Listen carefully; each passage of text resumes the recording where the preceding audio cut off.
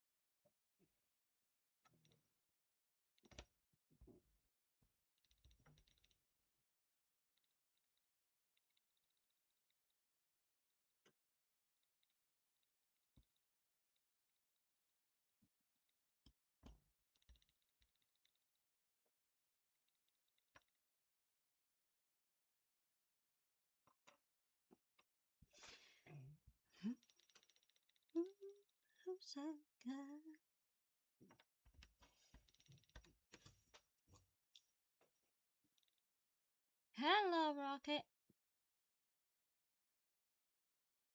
How are you doing?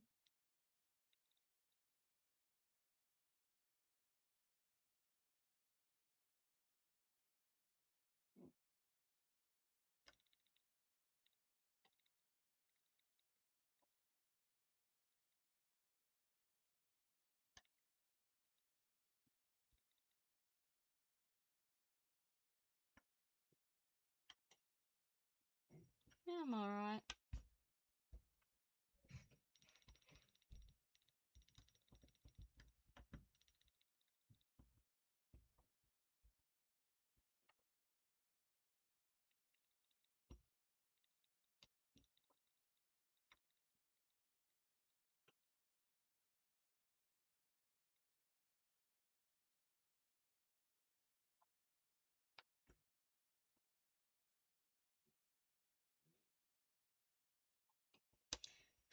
I'm alright.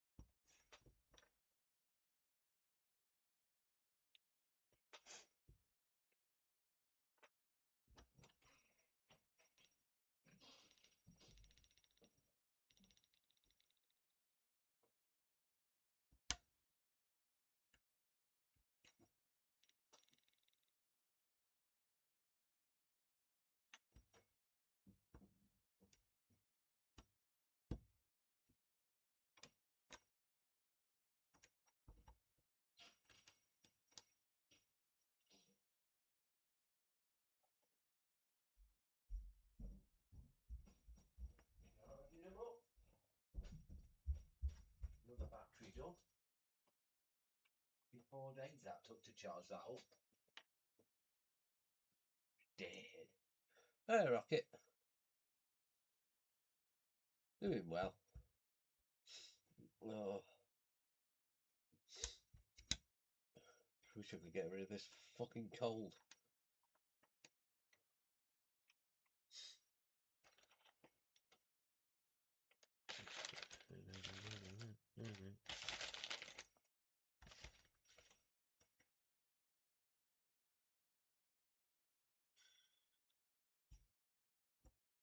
No.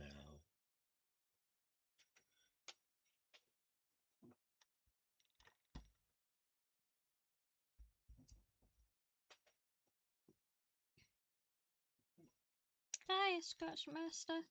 No, scratch past it.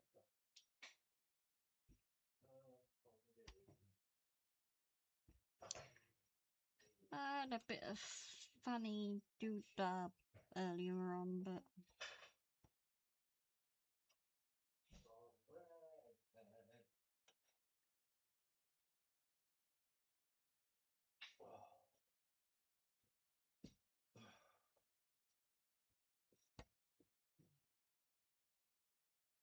Did you track it change on your thing yet? No.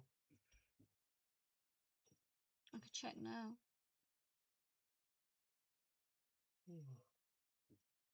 Well, it may have changed.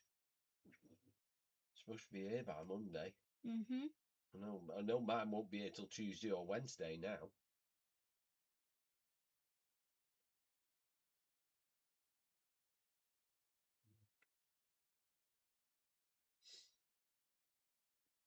Track package. Track package. Yeah, but it doesn't say anything on No, it. I know, but keep going down. Scroll down. Yeah, now click the number. Just click it. There, that's all you've got to do.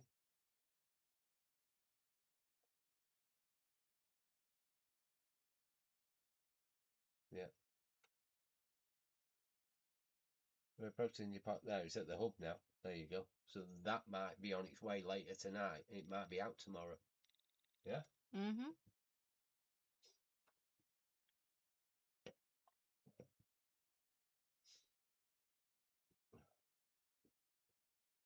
Might get out tomorrow. And it says, I have just to do, try everything. It'll be Okay, tomorrow. Rocket. No problem. I'm tired.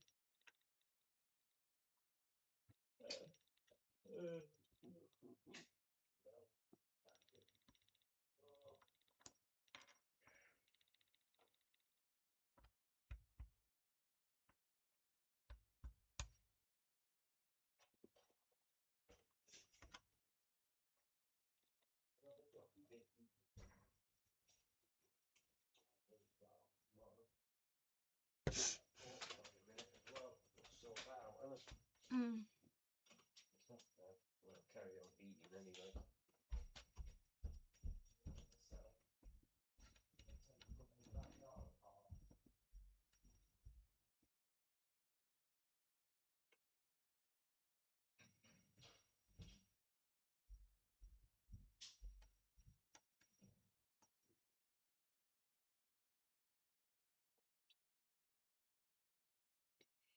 Dream, dream, dream, dream, dream, dream, dream, dream, dream.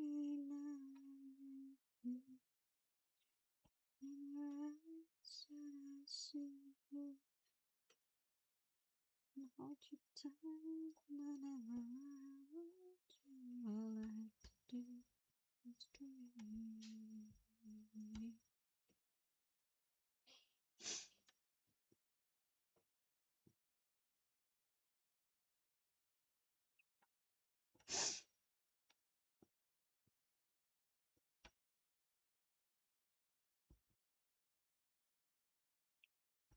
I love those classic lines. Not lines, I mean classic songs.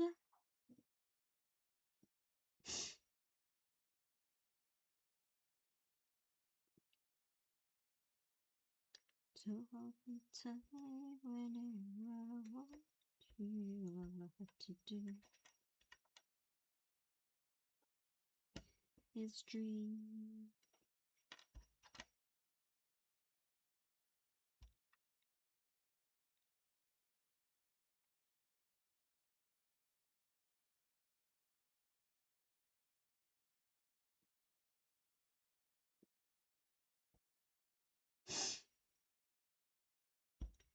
One more day,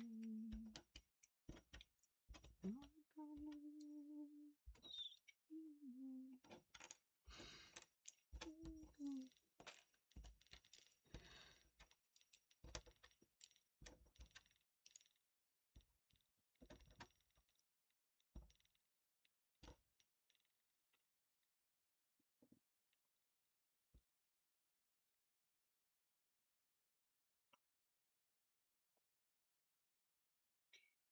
Mm.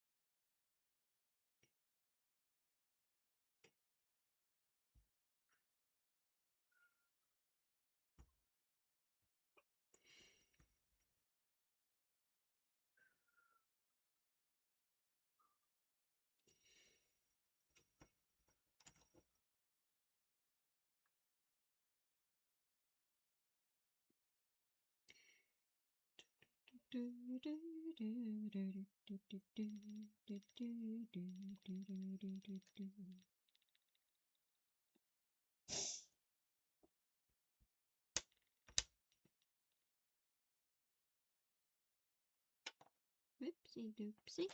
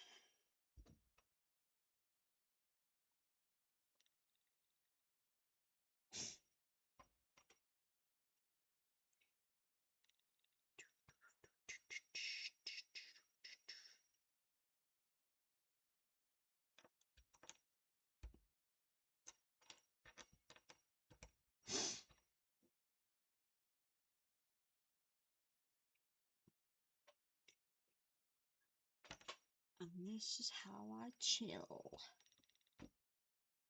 Chillax.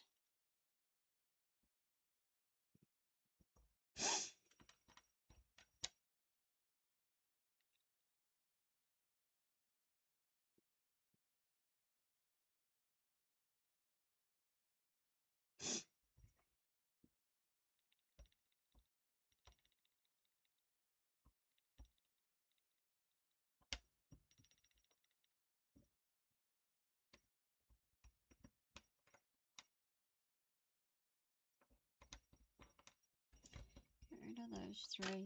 That doesn't go there. That goes there. It's gotta be. No? Okay, fair enough. Is it that one? No. Hmm.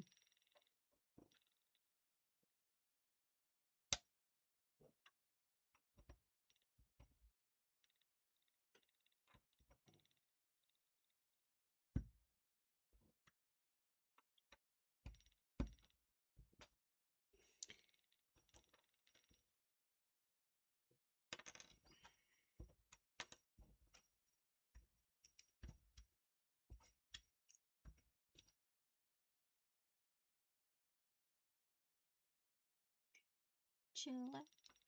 chillax. Da, da, da, da.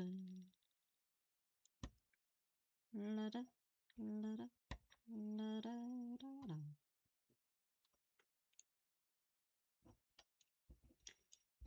Da, da, da, da. Back to reality.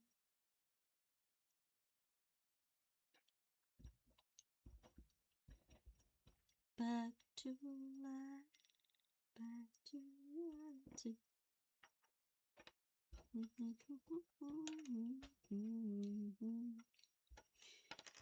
So what you do when I come down?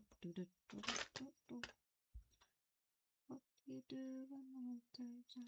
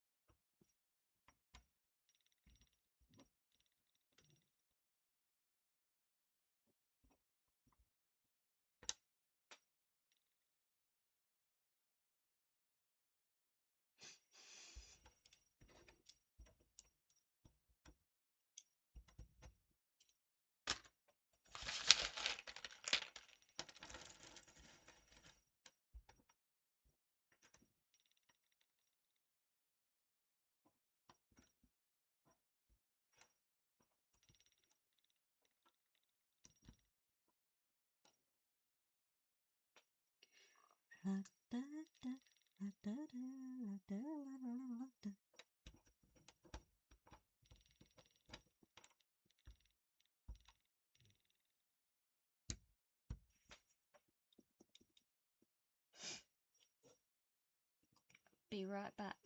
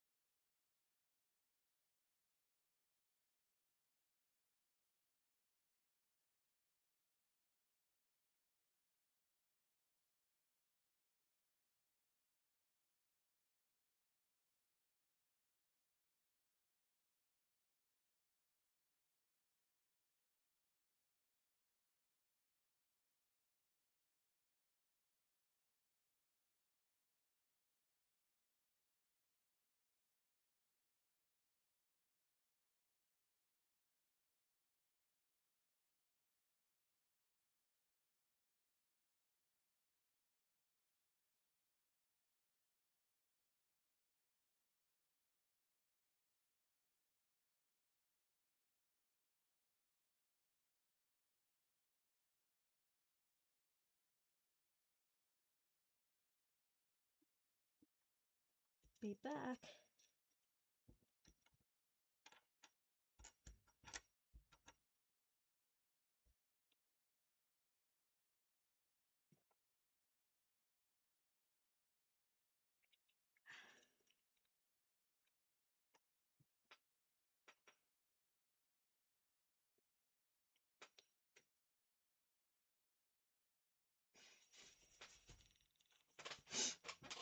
Ah, dear.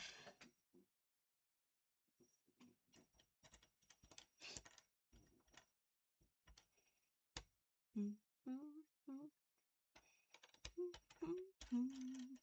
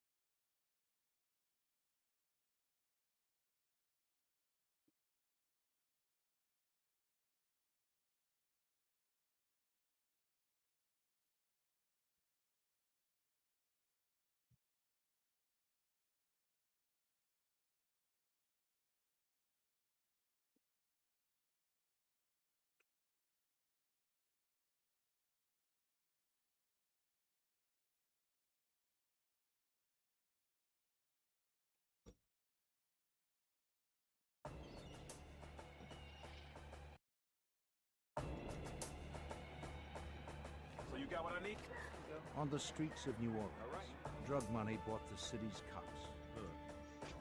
Officers became the strong arm of drug lords, brutalizing anyone who dared speak out. With police tainted by greed, undercover agents would have to put their lives on the line to bring down the corrupt officers who hid behind a shattered shield.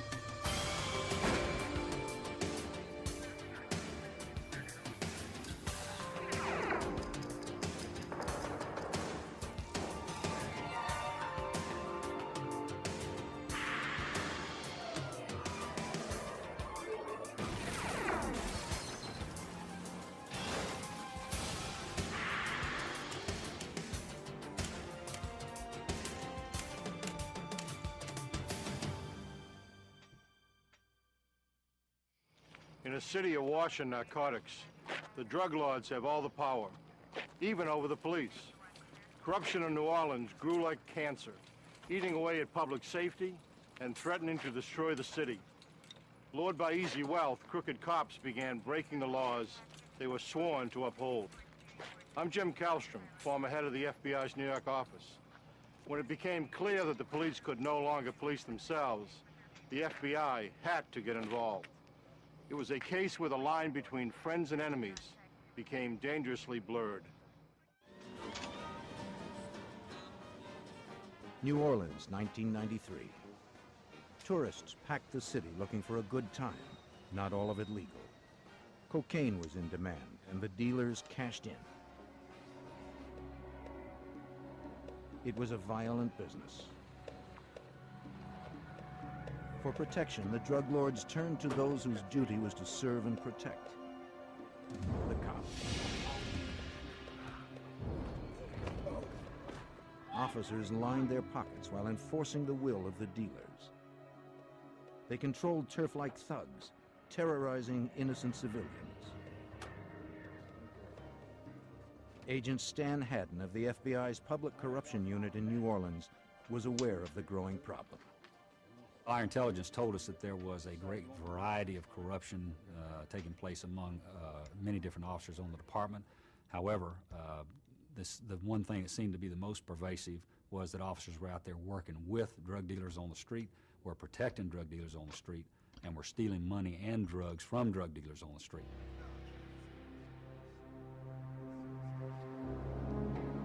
One such drug dealer was Terry Adams, known on the streets as Scaboo.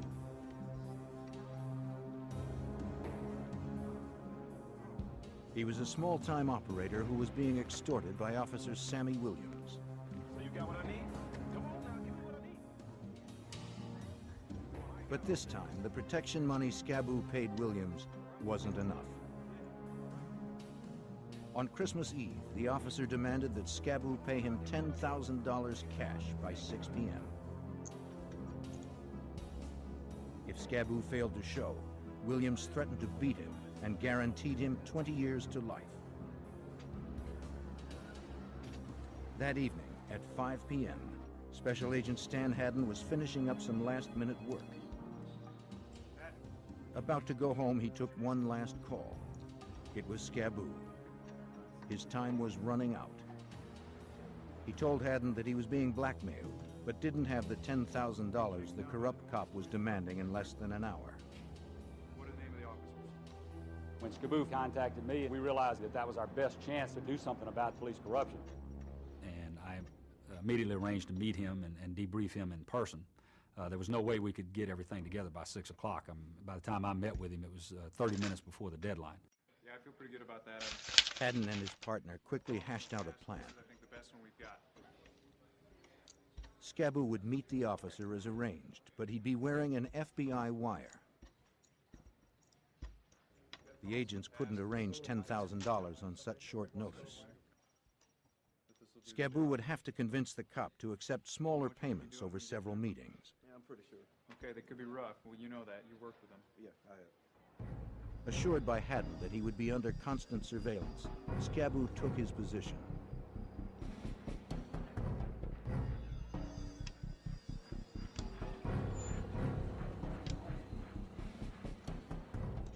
Officer Sammy Williams was still on duty when he arrived with a prisoner cuffed in the back seat of his cruiser.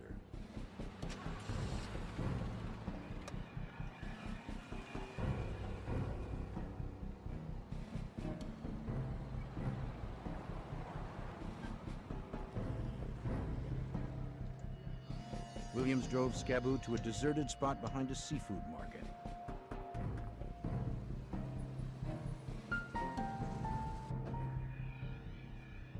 He ordered him to throw the $10,000 into the trunk.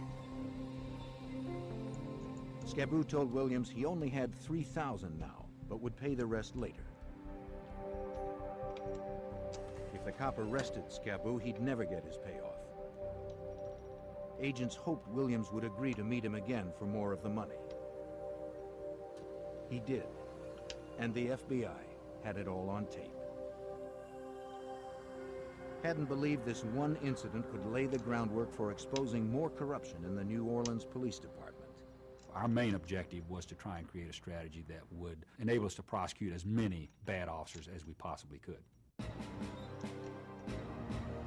In the days that followed, agents, along with prosecutors from the United States Attorney's Office, began to plan their operation, codenamed Shattered Shield.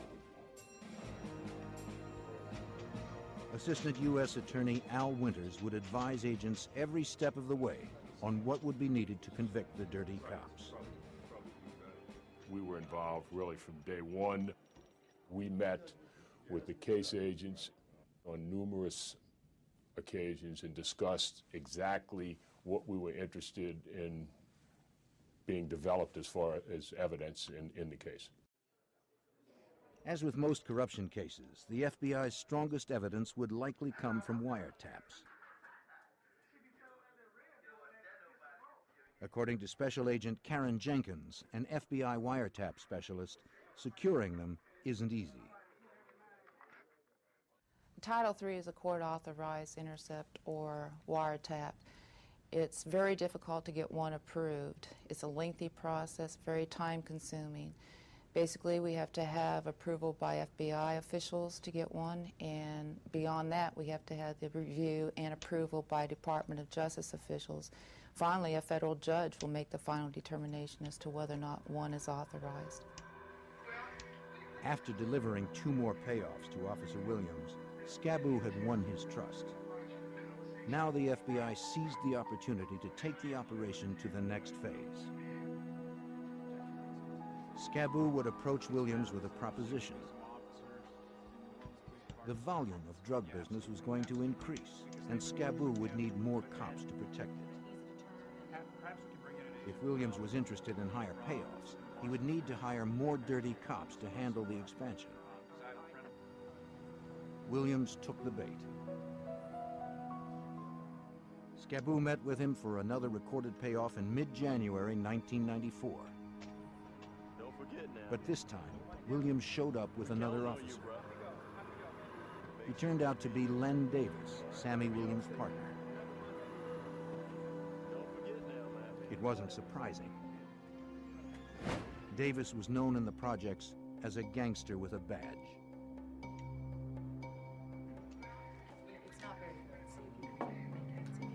Reviewing the tapes, Haddon discovered a problem.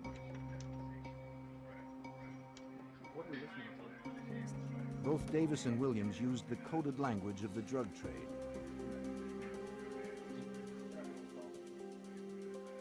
To make charges stick, the FBI had to record the officers using language that a jury would understand.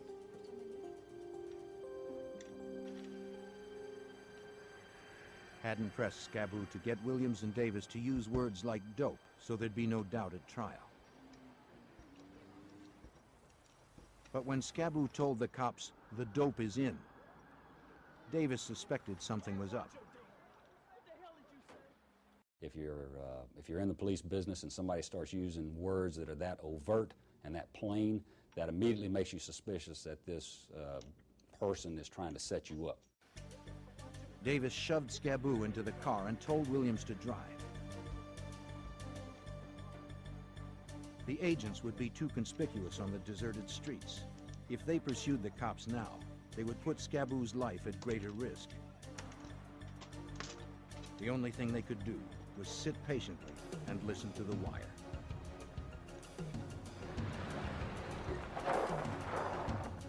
When the car came to a stop, Davis's rage ignited.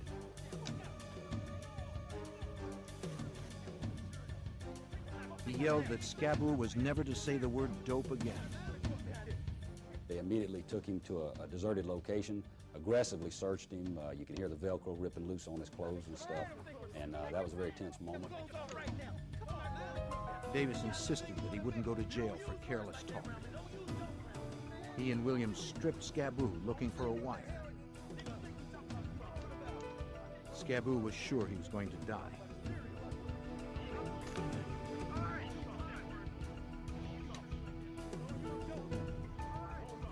Miraculously, they never found it. He's clean. He's clean. He's clean. I'm not going to jail behind you. Their trust was restored. You understand me?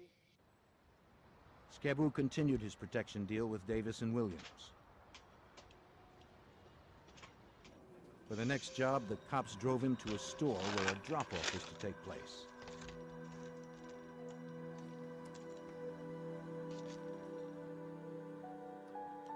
Inside, Scaboo checked a bag at the counter. He passed the ticket to an agent posing as a buyer, who then retrieved the bag. Williams and Davis watched as each transaction went down. They were promised $1,000 for every kilo of cocaine they protected. For them, the deals meant easy money.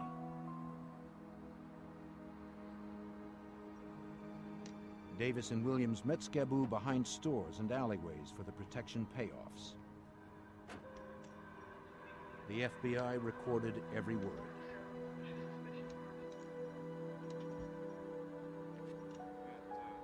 Gradually, Operation Shattered Shield was building a solid case against police corruption. The recordings continued into the spring of 1994. Once agents were sure Davis and Williams were solidly on board, the FBI prepared to expand the investigation. With still more cocaine to guard, Williams and Davis would need to recruit more dirty cops. Federal agents hoped to snare every one of them. But agents knew the officers may become suspicious of Scaboo's rapidly growing drug business. They needed to bring in a big-time dealer, someone whose status as a kingpin would explain the larger shipments. You like some? Sure. Okay.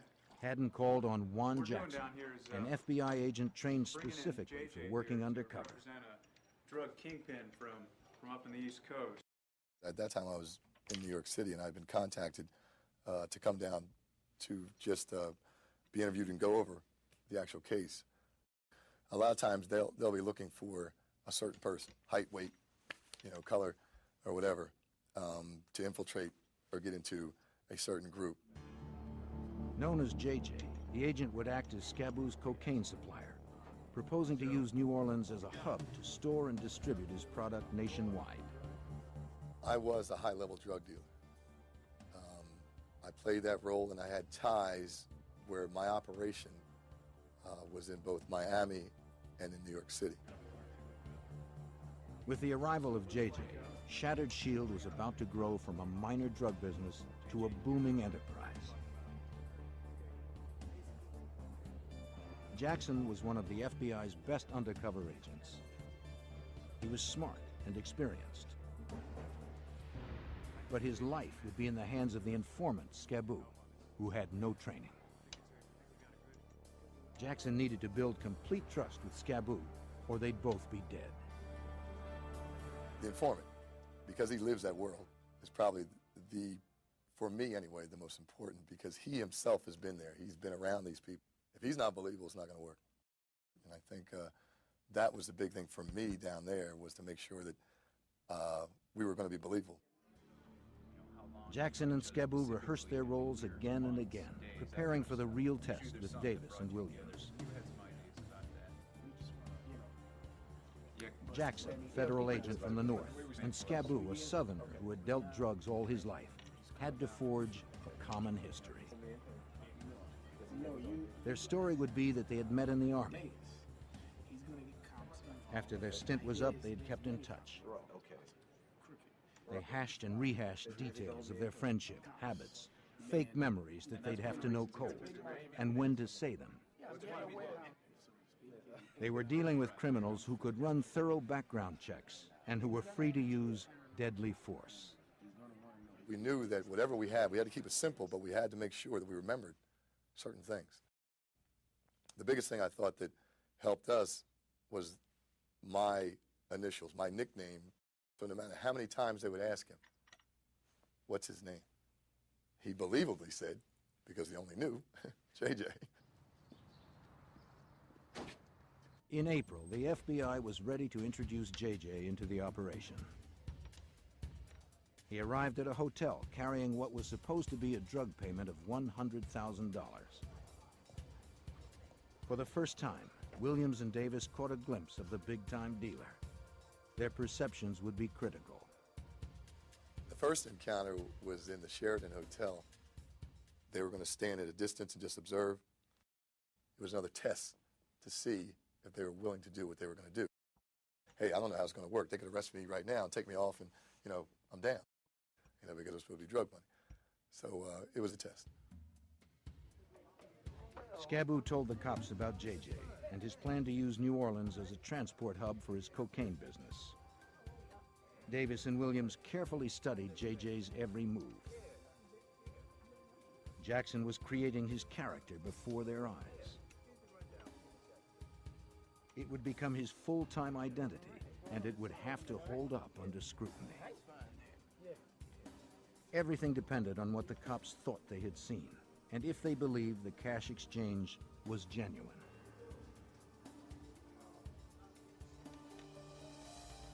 The plan worked. The cops were convinced that JJ was the real deal. The FBI was now poised to take Operation Shattered Shield to the next level. By the spring of 1994, the FBI's Operation Shattered Shield, targeting New Orleans police officers involved in the city's drug trade, was in place. Posing as a drug kingpin named JJ, undercover Special Agent Juan Jackson worked with Scaboo, the drug dealer turned FBI informant. Scaboo rented a hotel room for JJ to meet officers Len Davis and Sammy Williams for the first time. What's up, man? What's up? That was showtime. That was a big deal. On any first meeting with any bad guys, a million things are going through your mind. I mean, are you going to be believable? Is anything going to happen that's going to change their attitude? It's either going to work from here or we're all going to go home. Playing the street-savvy drug dealer, JJ insisted that everyone strip to establish trust. For this first meeting, Jackson didn't wear a wire. He didn't need to. The room had been thoroughly wired by the FBI for audio and video recording. Then, in a bold gamble, JJ invited them to search the room. Because they were cops, Davis and Williams knew how to find a room wire.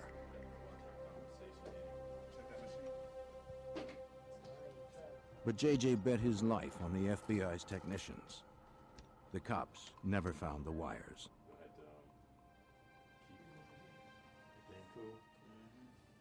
JJ was beginning to build trust with the officers. But officers are trained to sniff out deception. I mean, you got to think that I'm meeting with two police officers. Because of the guns, you also always have to remember the threat. You always have to be conscious of the threat and remember exactly where they are and what they're going to do and where the weapons are. With the cops convinced for the moment, JJ began to discuss the proposal approved by case agent Stan Haddon. And he played the role of a big-time drug dealer from New York who was using New Orleans as a transshipment point, simply as a storage point, where he could bring dope in, leave it for a while, have it guarded and protected by the officers, and then thereafter have it shipped out to other points unknown. For their role, JJ promised to pay them $5,000 every day the cops guarded the warehouse. Williams and Davis were enthusiastic about the plan, even offering advice. The cops urged JJ to hire young drivers, give them company uniforms with name tags, and put signs on the sides of the trucks to resemble legitimate companies. For the FBI, the meeting was flawless. The meeting went off without a hitch. They bought JJ's act. They believed him completely, and they also said the magic word cocaine, which got it clearly established on tape that we were talking about the officers protecting a drug operation. From that May meeting, the plan moved quickly.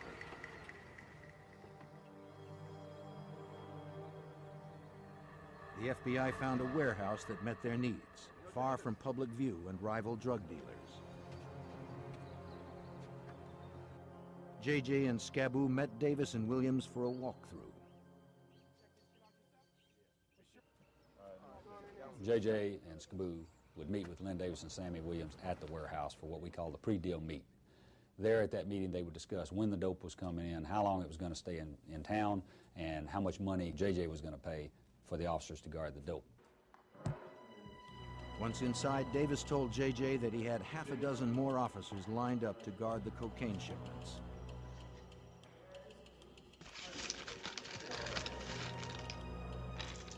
They would work in 10-hour shifts. Uniformed police outside, guarding payloads of cocaine inside. Up to $250,000 worth in each load.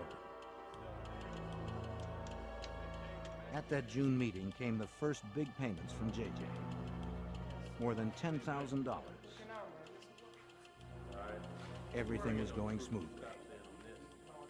But one aspect of the warehouse plan bothered Assistant U.S. Attorney Al Winters. Basically, what we told the agents, unless we had evidence, irrefutable evidence, that these people knew they were guarding cocaine, we couldn't prosecute it. Because the cops stood guard outside the warehouse, they could later claim they didn't know that drugs were inside.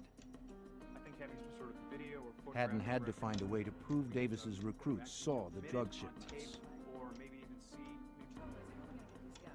His team mulled over ways to bring the drugs into plain view of the cops. to implicate themselves in here. I'll take notes. The officers would have to be recorded, seeing and discussing the shipment. Shipments were delivered to the warehouse one weekend every month according to schedule.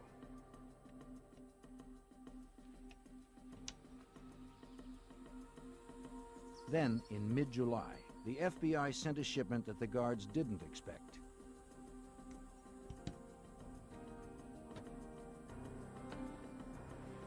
With one load already in the warehouse, an FBI agent dressed as a courier brought another shipment. The driver shocked the guard cops by unloading the cocaine in plain sight. This was too overt for Len Davis's crew. They didn't want to see drugs at all. They didn't want the vehicles outside the warehouse unloading drugs and stuff where the officers could actually see it. Quickly, get down here. The cops called Sammy Williams on a cell phone JJ had given him. Williams called JJ, and JJ and Scaboo raced to the warehouse.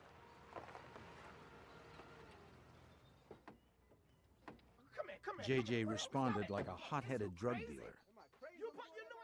I was arguing with this guy. I mean, we were actually screaming at each other. What are you doing? Where are you? Whatever. And he's observing.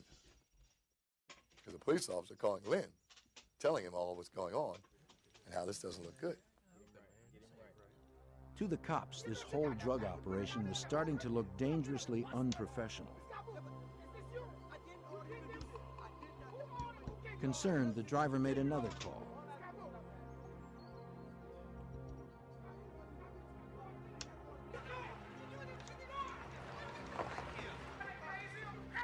Sammy Williams arrived to straighten out the problem.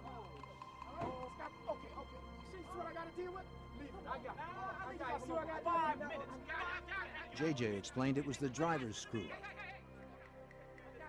He asked that the cops escort the van to the city limits right away. Despite the risk, the episode worked. It showed that the cops knew what was inside the warehouse. Right, what's going on? To the edge of town, all right? And it was all videotaped. Let them go. Let him go.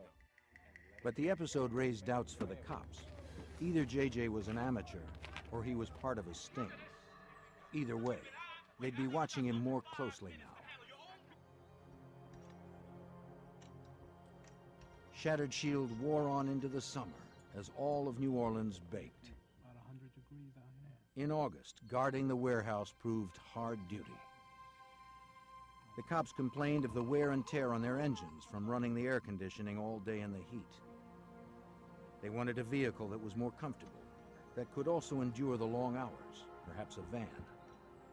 The officers asked Len Davis to provide one, and Davis brought their request to JJ. For the investigation, it was a huge break. The sweaty cops had just handed the FBI a golden opportunity. It was a stroke of luck.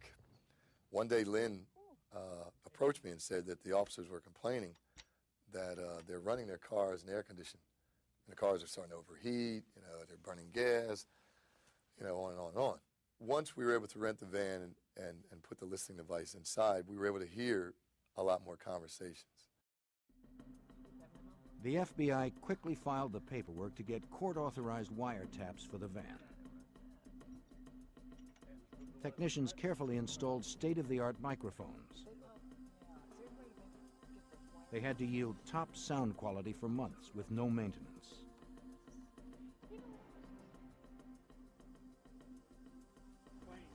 The van was a perfect Trojan horse for getting inside information. I picked this out myself. But the shiny new van made the officers suspicious. They wondered if anyone could have tampered with it.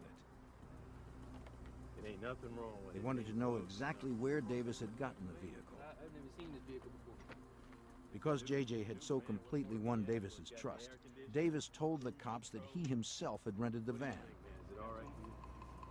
He vouched for Telling it. you it's okay. That calmed their fears. I picked it out myself. What do you think? Len Davis didn't want anyone upsetting his flow of payments. I picked it The out. FBI would soon learn just how ruthlessly Davis I'm guarded his Sister interests. Nicole. After 3 months of Shattered Shield, more and more New Orleans cops came under the FBI's investigation. Len Davis and undercover agent JJ met often to discuss drug shipments and payoffs for police protection. Davis made frequent threats. They'll tell you, we run this city. We do whatever we want to do. They let me know that very many times. If they feel like they want to shut it down, they'll shut it down. But Davis liked the money. JJ knew that as long as the money flowed, he would never shut the operation down. Davis called the shots for the other officers. He recruited and set the schedules using his cell phone. But he complained about his bill. So JJ offered Davis a new cell phone, free of charge. It was one more way the FBI could record the cops' knowing involvement in drug trafficking. The wires the FBI had planted in the warehouse van were paying off. One night, 2 guards on the graveyard shift brought prostitutes to the van. The wires picked up everything, even the cops' sexual indiscretions. When Jenkins heard this, she immediately phoned JJ. The situation was a chance to catch the cops off balance. JJ called Davis to complain and to see what they'd get on tape. He told Davis he had checked out the warehouse and found that the cops weren't protecting it. JJ wasn't paying cops to have sex. He ordered Davis to straighten things out. Davis arrived in a fury. His henchmen were threatening to ruin his whole operation. Lynn was upset. Lynn was a businessman through and through. Lynn wanted it to work exactly one way. And he was really upset that I was upset. And he got up. He got up. He came out there and just kicked everybody out. JJ's call brought Davis down on him hard that night. But the episode triggered deep suspicions among the dirty cops. they now felt sure that JJ was the problem and believed they could run the operation better themselves. They discussed ways to kill JJ. Their plans alarmed Agent Karen Jenkins. When I heard those conversations where they were threatening to do harm to our undercover agent, it sent a chill down my spine. It scared me. Before I came to New Orleans, I had worked with JJ in another office, so I knew him personally, and I was very concerned. Despite the threats to his life, JJ was resolute, keeping the cops engaged with plans to further expand the operation. He promised Davis that the largest shipment would arrive before Christmas. After that, he would move the deliveries to another part of the city.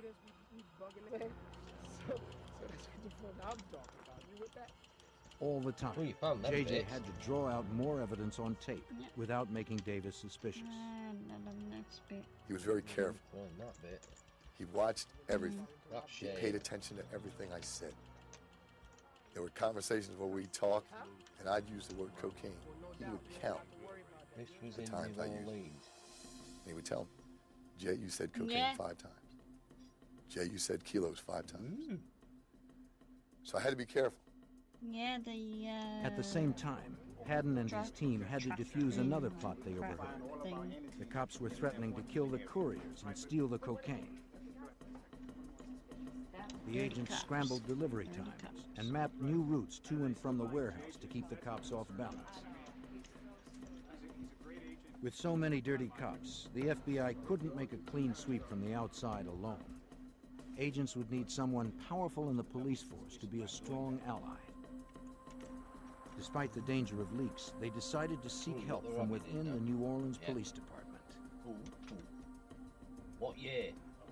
You asking?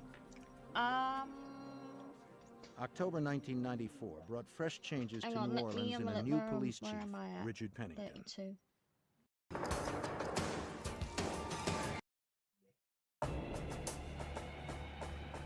So you got what I need? On the streets of New Orleans, drug money bought the city's Yeah, cops. Monday. Officers became the strong arm of drug lords, brutalizing anyone who dared speak out. Kim, help! With police tainted by greed, undercover agents would have to put their Looking lives for on the line the year. to bring down the corrupt officers who hid behind Oh, 1994. Shattered shield. Yeah. the one. You said kilos 5 times. So I had to be careful. At the same time, Haddon and his team had to defuse another plot they overheard. The cops were threatening to kill the couriers and steal the cocaine. Found it. The agents scrambled delivery Found times that and piece. mapped new routes to and from the warehouse to keep the cops off balance. With so many dirty cops, the FBI couldn't make a clean sweep from the outside alone. Agents would need someone powerful in the police force to be a strong ally. I know. Despite the why. danger of leaks, they decided to seek help from within the New Orleans Police Department. I was looking for that bit. You fucking ruined it for me now. I found it. Have you got enough thumbs up? October Slipped. 1994 You brought got fresh you done. changes to Don't New know, Orleans about in a new 29 police thumbs chief, up on there. Richard Pennington. So, how do you like our first? Pennington was an outsider from Washington, Oh, D.C., well. hired in the hopes of reforming the Crescent City's crooked police force. Yeah, 1994. That was it. Why don't you have a seat? The FBI invited the new chief for a meeting. Then Haddon introduced JJ. He informed Pennington that Operation Shattered Shield was uncovering corruption deep in the force that he was about to head. His cooperation would be critical for the success of Operation Shattered Shield. Working with On the streets of New Orleans, Davis and Williams were still on active duty, cruising their territory. Len Davis had a long list of public complaints against him. During their rounds one night that October, Davis and Sammy Williams patrolled the Desire Housing Project. Seeing the pair of cops approach, two youths took flight. Williams chased one teenager down, bludgeoned him, and left him bleeding in the street. At that moment, Kim Groves, the victim's aunt, decided that police had terrorized their neighborhood long enough. Got it? Got it? Hold on. There. The next day, Groves, a 32-year-old mother of 3, filed a complaint against Len Davis and his partner. She cited the pair for police violence. Here. An officer alerted Davis about the complaint. There.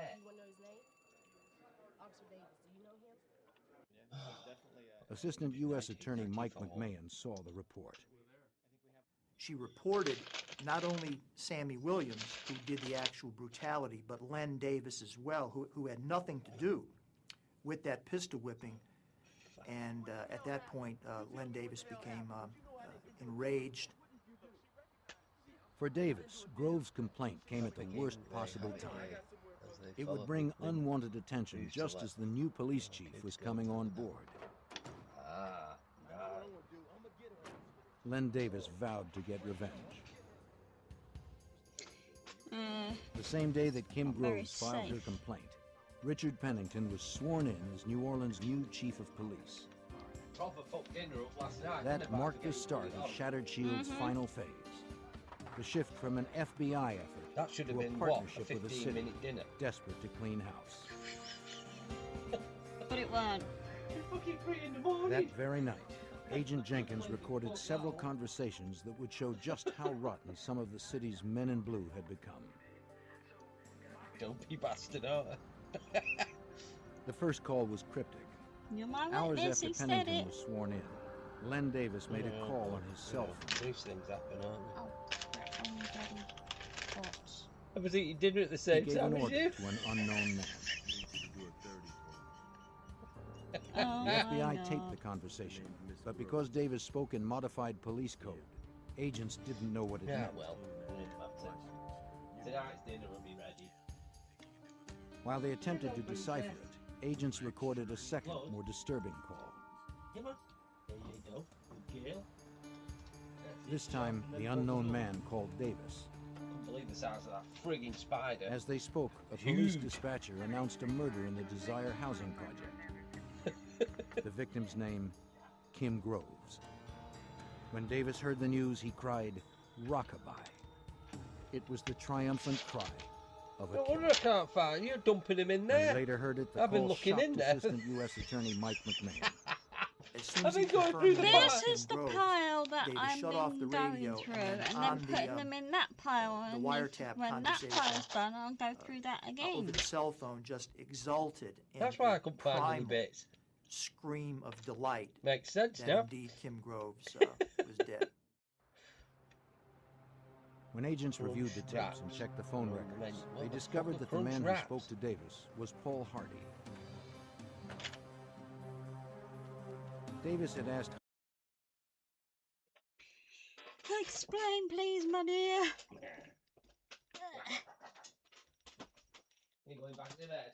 Go on then. Come on, up. Go on then, where you going? Come down for a Like, seat. Back like to bed. tacos. Hey? Like tacos. Oh, right. That's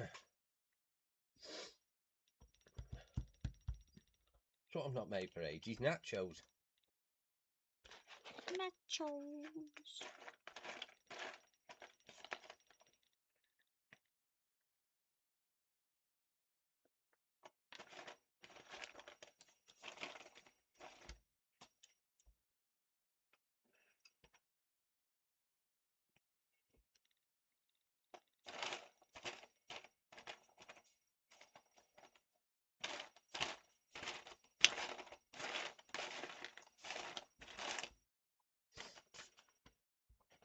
Sorry, not your fault.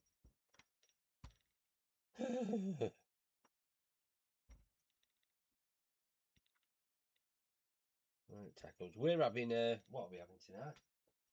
Korma. Yeah, I know.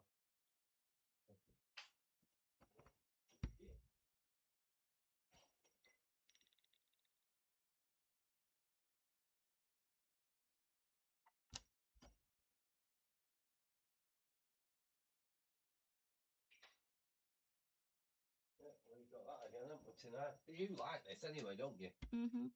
So It's not hot. take one big tortilla and one small, and put the small inside the big, and put whatever fixings they wrap. And put whatever fixings, and wrap the small with the big, and fry it on the stove. All right, okay. We're having that tonight. I don't think you can see it. Yeah, we've got that again tonight. Chicken karma.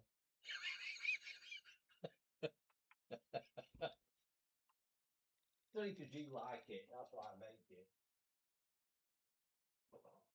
Yeah, it's not so spicy. Oh, you want your dinner, don't you, cat? Coming right up, kitty cat. Kitty cat.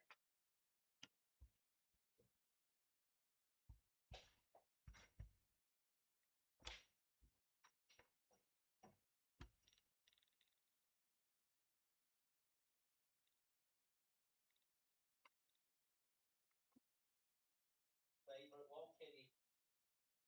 What's your favorite one, kitty cat?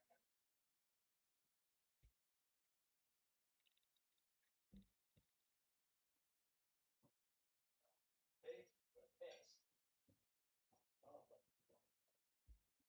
Still going wrong. Yeah. Was town busy? Not that busy Ooh, because chicken obviously it's karma. raining. Chicken fucking karma. It wasn't that busy, you know what I mean? Yeah, okay, B&M's was packed a little bit, but Smudge. Din dins, come on. Come on. I've got your roast beef. it wasn't because it was raining. I think it was not many people out there. Stop rolling around like a knob. Oh, what a knob. It's the red one. It's the red one. It's roast beef. Roast beef. Yeah, so I had to go in town for a couple of bits. I'll stop. Stop there. Go.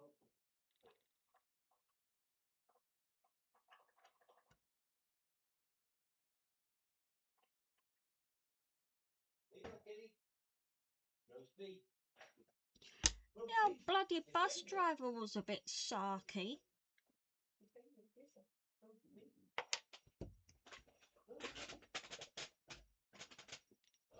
You know what? When I got on the bus,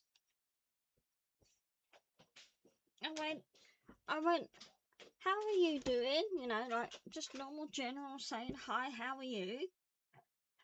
And he went, I'm nice and dry, thank you. How are you? I'm like, you sucky git. I went, thanks. I thought to myself, you cheeky bugger. Yeah, it was just like that. I was like, thanks for the sarky comment. It just made me laugh though. You do get the odd bus driver that's just silent, you know. They're nice. They're nice. Good girl. Thanks for hissing at me. That's weird though, the neighbours at the back. Wasn't it? Packed up, stripped the house bare, including all the garden furniture and the garden shed, packed up and gone. That's well weird. Is it the usual? No, he's alright, but he's Is it- okay. Is he the usual bus driver? Is he regular? She means. Yeah, he's a regular. Yeah, that's what she meant. He's a regular, alright. The neighbour moved, yeah. Really weird. Yeah. just packed everything up, including the garden shed, didn't they? Mm. Absolutely everything. Gone. And they've only just done that garden. They've only just had the garden completely redone and all inside the house and everything. They bought all brand new garden furniture, had new lawns put down, and they're gone. So God knows what happened. We're going to get some new neighbours. Yeah.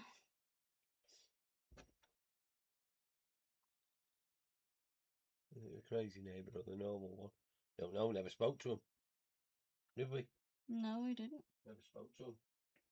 We usually keep ourselves to ourselves. Yeah.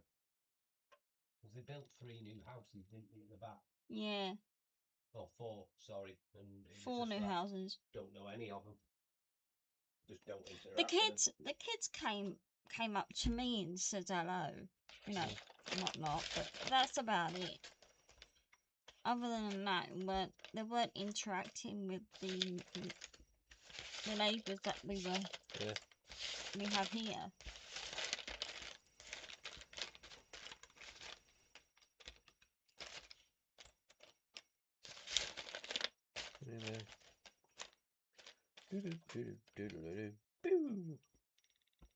No, that's fucking wrong. Yeah.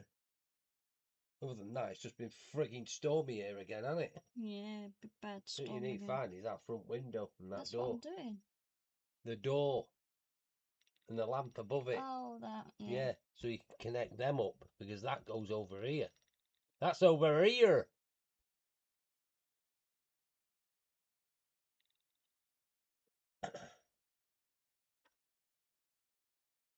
Yeah. Other than that, we just don't interact with them.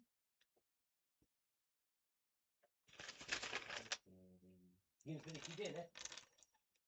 Really, no. Go and eat your dinner.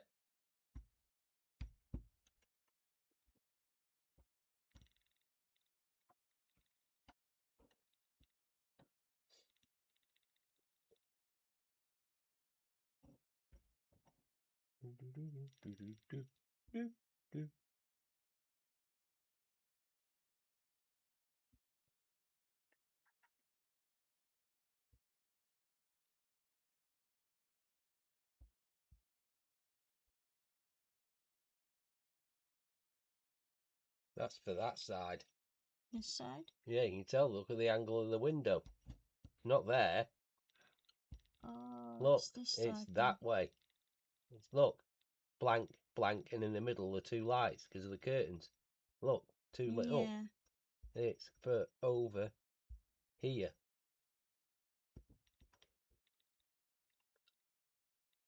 I'm guessing that's it. Nope, not.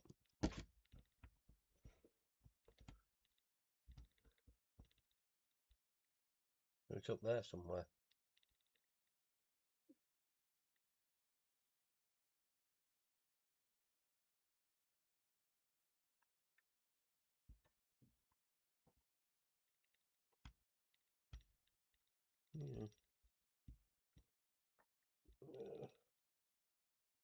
Maybe the other way up. Could be the other way up. Somewhere. But don't forget, you got another window. Look, with a Christmas tree in the middle. Yeah. Between them 2 stars. There's another window here.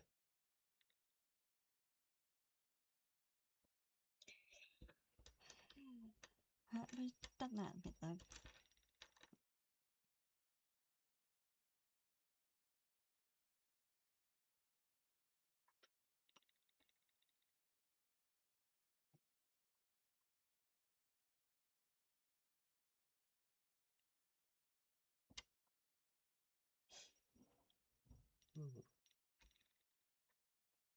I don't need buying margarine for a month. Mm-mm. Told you Jenny was on offer. You'll need to get some butter. make me some gift tag later? Proper ones, just folded over. Yeah. I need to get these sorted, these presents. I should have bought some from the shop the other day when I saw them. Yeah, but you kept putting them down and putting them away. I don't know. That's because I'm special.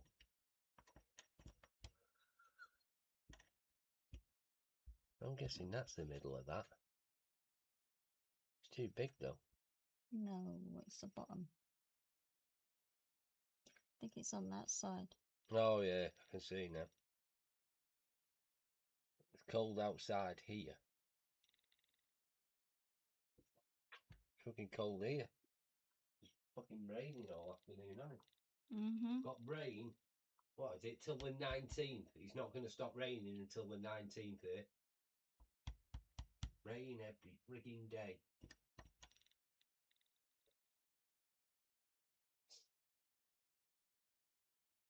Yes, you are special, Gary. I know. Don't encourage him.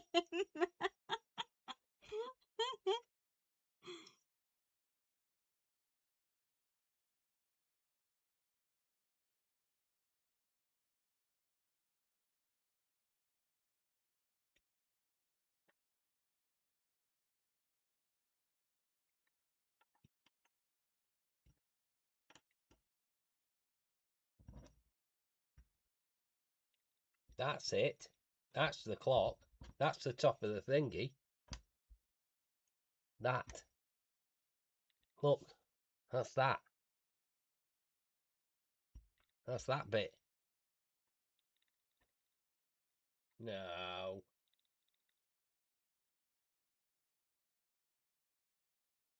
But that is that lamp. That's the lamp above the door.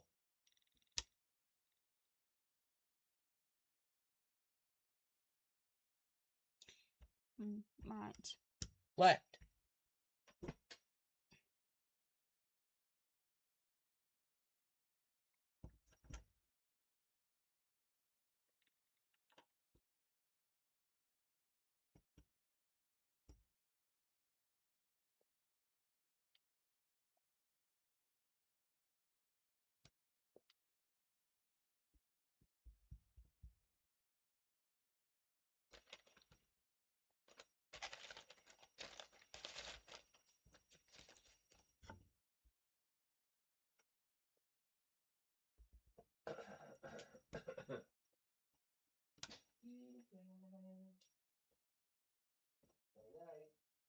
Good girl. Thought you like a beef dinner, eh? Mm-hmm.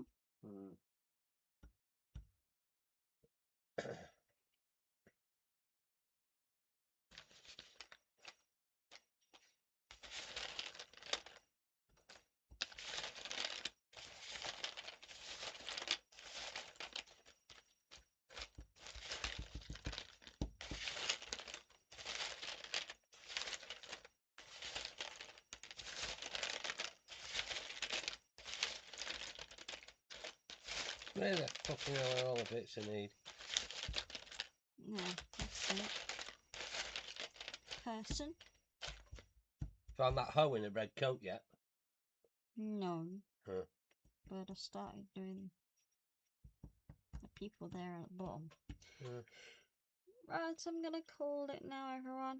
Thank you so much for joining us. I will be live tomorrow, so I'll see you guys then. Lots of love. Bye, Yes. everybody.